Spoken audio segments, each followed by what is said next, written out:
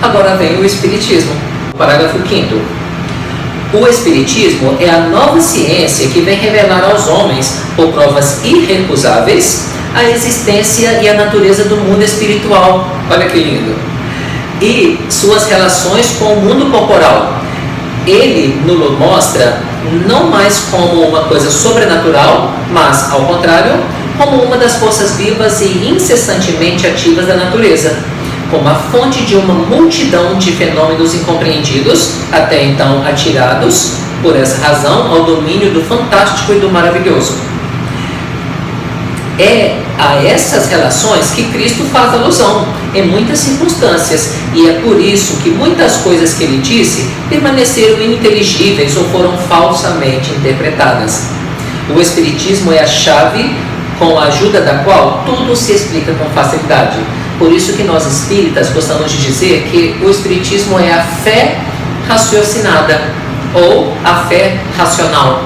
Por quê? Porque na realidade, ao invés de você ter que acreditar que é uma coisa porque é assim, acabou, não, você pode tentar entender pelo contexto o porquê disso acontecer.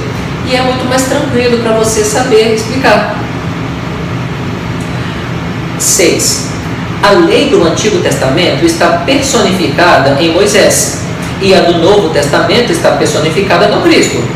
O Espiritismo é a terceira revelação da lei de Deus, mas não está personificada em nenhum indivíduo, porque ele é o produto do ensinamento dado, não por um homem, mas pelos Espíritos, que são as vozes do céu, sobre todos os pontos da terra e por uma multidão inumerável de intermediários.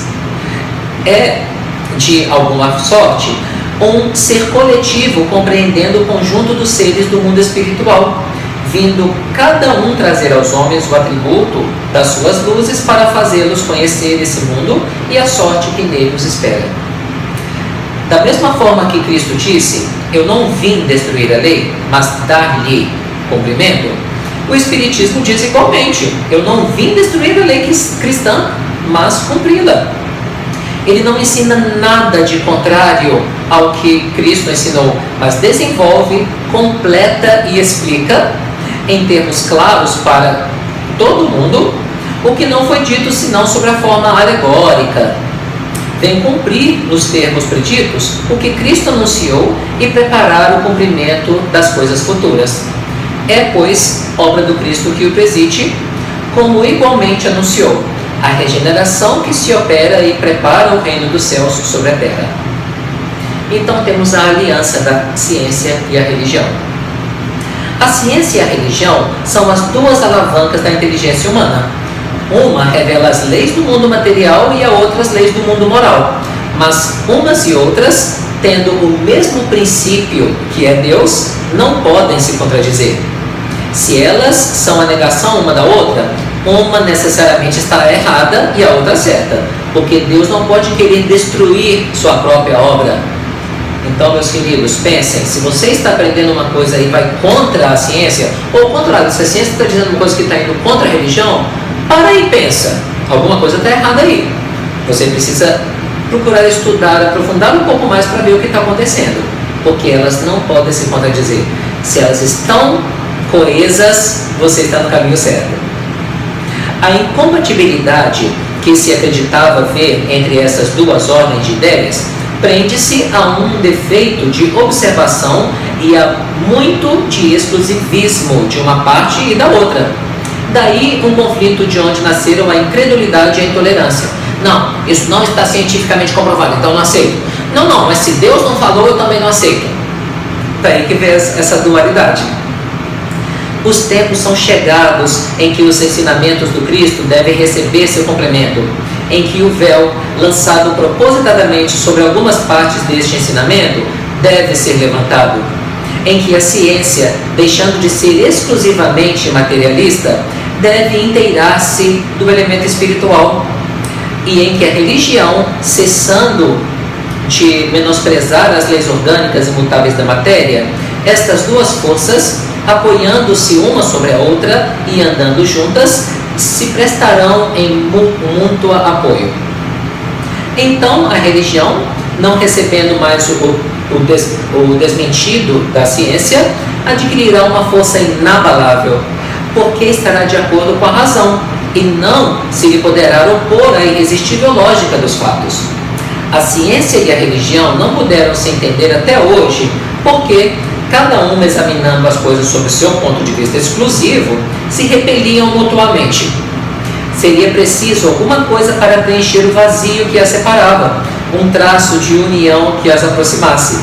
Esse traço de união está no conhecimento das leis que regem o mundo espiritual e suas relações com o mundo corporal, leis tão imutáveis como as que regem o movimento dos astros e a existência dos seres.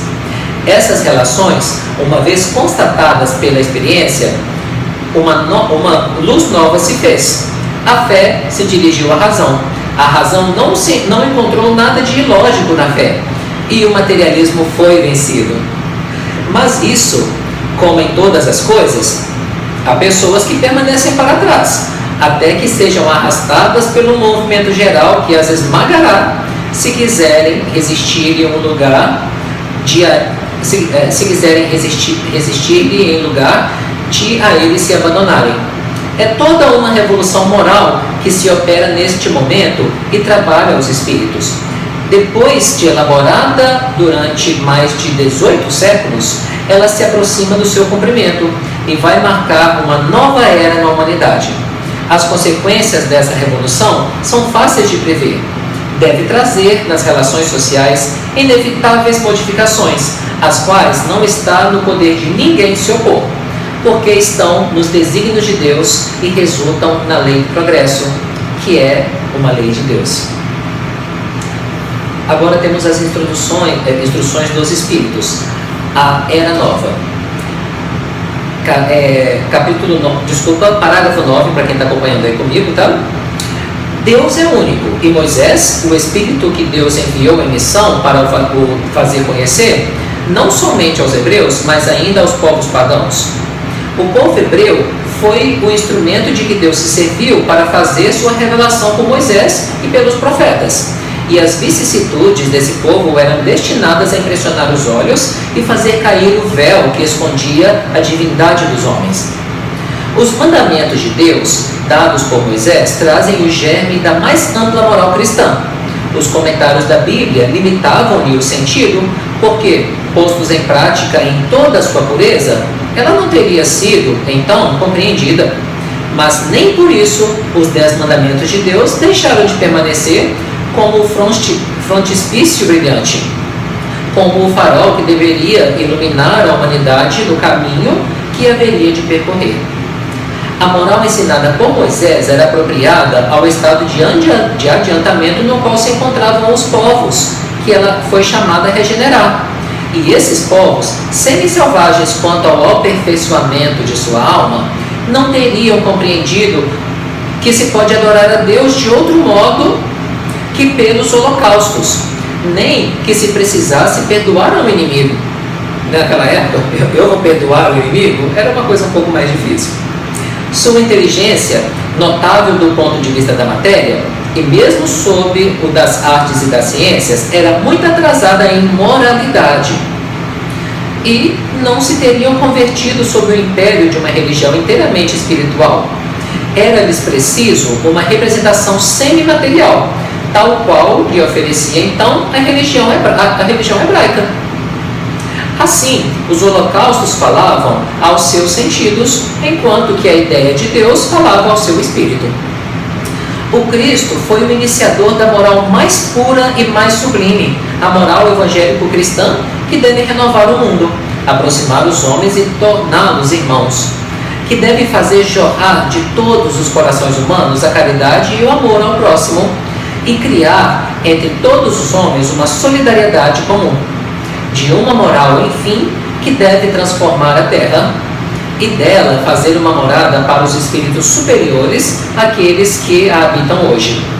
É a lei do progresso, a qual a natureza está submetida, que se cumpre, e o Espiritismo é a avalanca na qual Deus se serve para fazer avançar a humanidade.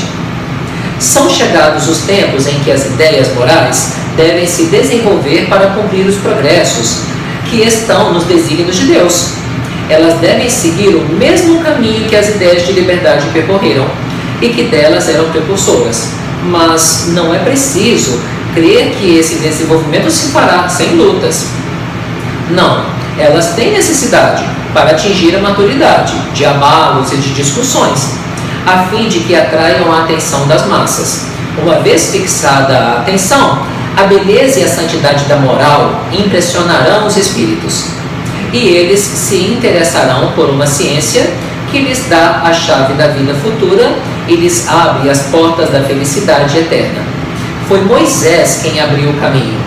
Jesus continuou a obra e o Espiritismo a arrematará. Um dia, Deus, na sua caridade inesgotável, permitiu ao homem ver a verdade dissipar as trevas. Esse dia foi o advento de Cristo. Depois da luz viva, as trevas voltaram. O mundo, depois das alternativas de verdade e de obscuridade, se perdeu de novo. Então, à semelhança dos profetas do Antigo Testamento, os Espíritos se põem a falar e a vos advertir. O mundo foi abalado em suas bases. O raio estourará. Sede firmes. O Espiritismo é de ordem divina, uma vez que repousa sobre as próprias leis da natureza e crede que tudo o que é de ordem divina tem um objetivo grande e útil. Vosso mundo se perdia, a ciência, desenvolvidas expensas do que é de ordem moral, em tudo vos conduzindo ao bem-estar material, revertia em proveito do espírito das trevas. Vós o sabeis, cristãos, o coração e o amor devem caminhar unidos à ciência. O reino de Cristo, após 18 séculos, e malgrado o sangue de tantos mártires, ainda não chegou. Cristãos, tornai ao Mestre que quer vos salvar. Tudo é fácil àquele que crê e que ama. O amor enche-o de uma alegria inefável. Sim, meus filhos, o mundo está abalado. Os bons espíritos vô-lo dizem sempre. Curvai-vos sob o sopro precursor da tempestade, a fim de não serdes derrubados. Quer dizer, preparai-vos, e não vos assemelheis às virgens estouvadas que foram apanhadas de surpresa à chegada do esposo. A revolução que se prepara é antes moral que material. Os grandes espíritos, mensageiros divinos, insuflam a fé para que todos vós, obreiros esclarecidos e ardentes, façais ouvir vossa humilde voz, porque vós sois o grão de areia, mas sem grãos de areias não haveria montanhas. Assim, pois, que estas palavras, nós somos pequenos, não tenham mais sentido para vós. A cada um sua missão, a cada um seu trabalho. A formiga não constrói o edifício de sua república, e os animálculos imperceptíveis não erguem os continentes. A nova cruzada começou. Apóstolos da paz universal e não de uma guerra, São Bernardos modernos, olhai e marchai em frente. A lei dos mundos é a lei do progresso. Santo Agostinho é um dos maiores divulgadores do Espiritismo. Ele se manifesta quase que por toda parte. A razão disso encontramos na vida desse grande filósofo cristão, que pertence à vigorosa falange do país da Igreja, aos quais a cristandade deve seus mais sólidos alicerces. Como muitos, foi arrancado ao paganismo, dizemos melhor, a impiedade mais profunda, pelo esplendor da verdade. Quando, em meio de seus excessos, sentiu em sua alma essa vibração estranha que o chamava para si mesmo, e lhe fez compreender que a felicidade estava alhures e não nos prazeres enervantes e fugídios, quando, enfim, sobre sua estrada de Damasco, também ouviu a voz santa ao lhe exclamar: Saulo, Saulo, que me persegues? Por que me persegues? Ele exclamou: meu Deus, perdoai-me, eu creio, eu sou cristão. Depois, então, tornou-se um dos mais firmes sustentáculos do Evangelho. Podem-se ler, nas confissões notáveis que nos deixou esse eminente espírito, as palavras, ao mesmo tempo características e proféticas, que pronunciou depois de ter perdido Santa Mônica. Eu estou persuadido de que minha mãe voltará a me visitar e me dar conselhos. revelando-me o que nos espera na vida futura.